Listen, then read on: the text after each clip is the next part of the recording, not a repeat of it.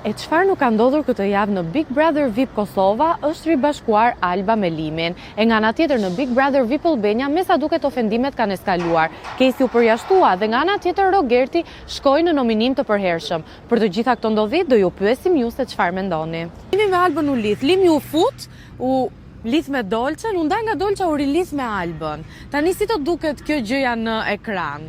Po është vetëm për vëmendje. Është vetëm për vëmendje mendon? Pra ka dashuri të sinqertë në ekran mes Limit dhe Albës? Nuk ka. Shumë e shëmtuar. Çto duken ofendimet që bëhen në televizion? Shumë pa nevojë edhe sidomos për një lloj televizion që e shikojnë thonë të gjitha moshë. Madje po luajnë edhe me romancat, pra Limi u fut në Big Brother VIP Kosova, u lidh me një vajzë, u nda, u rilidh me një vajzë tjetër, puthje, ofendime. A mendon që bëhet çdo gjë për klikime apo ka dhe gjëra të vërteta aty? Jo, nuk e besoj tjetër asgjë vërtet madje. Ndërkohë Kesi në Big Brother VIP Albania u përjashtua për ofendime.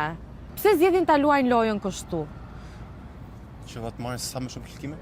Vetëm për klikime, asgjë më shumë. Në Big Brother VIP Kosova, Limi u fut, u lidh me Dolçen, ndërkohë kishte pasur një histori me Albën, më pas u nda nga Dolça dhe u rilidh sërish me Albën. Mendon që ka dashuri mes tyre, lidhje, ndarje, trasti në thonjza? Tani me thënë drejtën, një show si punë e këtyre që është lekun mes, me thënë dashurit mund të lidhen edhe për një arsye sepse vit pas viti ne kemi parë në këto Big Brotherat që duhet të jesh çift patjetër që njeriu të klikohesh, po. Kesi i tha Kristit je femër. Pra një mashkull i thot një mashkull je femër dhe u përjashtua. Po, domethënë është e papranueshme që të bullozosh.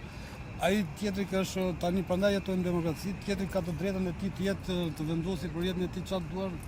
Edhe është shumë gabim ta bullozosh tjetër në atë lloj ferme, është toleranca zero për mendimin tim.